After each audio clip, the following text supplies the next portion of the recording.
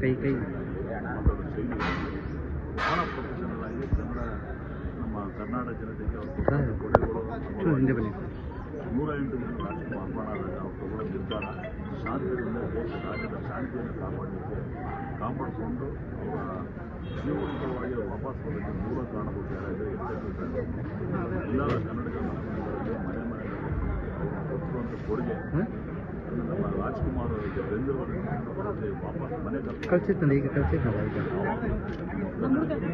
ಯಾರೂ ಮರೆಯಲ್ಲ ಕಳಿಸ್ತೀನಿ ಈಗ ಬೈತು ಅಂತ ಸರ್ ಇಲ್ಲಿ ಎದುರುಗಡೆ ಇದ್ದೀನಿ ನಿಮ್ಮ ಎದುರುಗಡೆ ಸರ್ ಈ ಕಡೆ ಕೈ ಮಾಡ್ಕೊಂಡು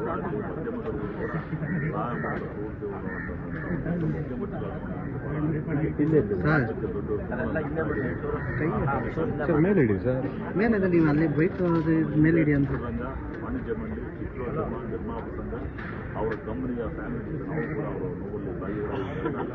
ಮತ್ತೊಮ್ಮೆ ರಾಜ್ಯ ಶಾಂತಿ ಅವರು ಯಾವತ್ತೂ ಕೊಡುಗೆ ನಿರ್ಮಾಣವಾಗೋದು ಕೊಡುಗೆ ಕೂಡ ಯಾವಾಗಲೂ ನಾವು ಮರೆಯಿಲ್ಲ. ಭಗವಂತ ಅವರ ಆತ್ಮಕ್ಕೆ ಶಾಂತಿ ಕೊಡಲಿ ಅಂತ ಹೇಳಿ ಮತ್ತೊಮ್ಮೆ ರಾಜ್ಕುಮಾರ್ ಅವರಿಗೆ ಅವ್ರು ಏನಾದ್ರು ಬಂದಿದ್ದಾರೆ ಅವರೇ ಮೂಲ ಕಾರಣ ಅಂತ ಒಬ್ಬ ಹಿರಿಯ ಮುತ್ಸದ್ದಿ ರಾಜಕಾರಣಿಯಿಂದ ಇವತ್ತು ನಾವೆಲ್ಲರೂ ಕಳ್ಕೊಂಡಿದ್ದೀವಿ. ಬಹುಶಃ ರಾಜ್ಕುಮಾರ್ ಅವರ ಅಪಹರಣ ಆದಂಥ ಸಂದರ್ಭದಲ್ಲಿ ಅವ್ರು ಕೊಟ್ಟಂಥ ನೋವು, ಆ ಕಷ್ಟ, ಆ ದಿನಗಳನ್ನು ನೆನೆಸಿಕೊಂಡ್ರೆ ಇವತ್ತು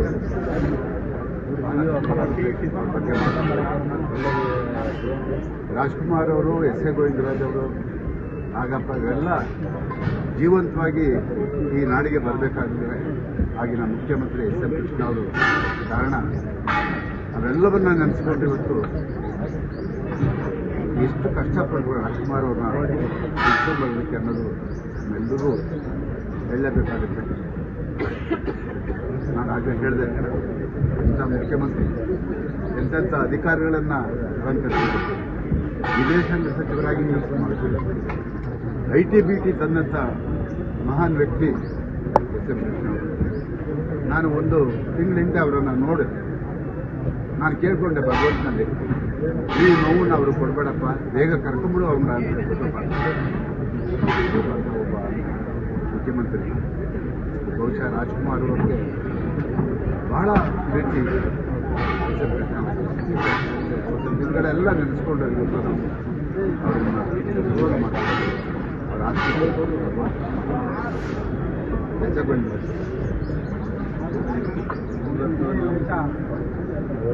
ನಿಮ್ಮ ಮುಂದೆ ನಿಂತಿದ್ದೀವಿ ಅಂದರೆ ಅಪಹರಣದ ಕಾಲದಲ್ಲಿ ನಾವು ತೋರಿಸಿದಂಥ ತಾಳ್ಮೆಗೆ ಅದನ್ನೇ ಇವತ್ತು ಜೀವಂತವಾಗಿ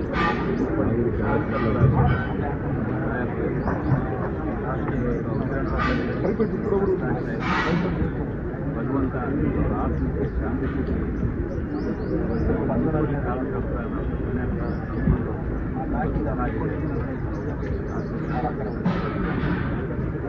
ಆ ಸಂದರ್ಭ ಅದು ನಿಜವಾಗಿ ನಾವು ಒಳಗಡೆ ಇದ್ವಿ. ನಮ್ಮ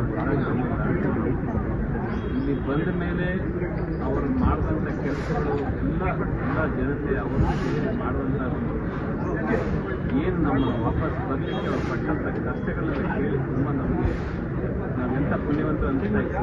ಏಕೆಂದರೆ ಇಂಥ ಒಂದು ಮಹಾನ್ ವ್ಯಕ್ತಿ ಒಂದು ದಿವಸ ಅದರಿಂದ ನಾವು ಬೇರೆಯಾಗಿ ಹೊರಗಡೆ ಬರಲಿಕ್ಕೆ ಅವ್ರು ತೋರಿಸ್ತಂಥ ಒಂದು ಏನು ಕೆಲಸ ಕಾರ್ಯವೈಖರಿ ಇದೆಯಲ್ಲ ಅದನ್ನು ನೆನೆಸ್ಕೊಳ್ತಾ ಇದ್ದರೆ ಯಾವ ಥರ ಗೊತ್ತಾಗ್ತಾ ಇದೆ. ಆತ್ಮಶಾಂತಿ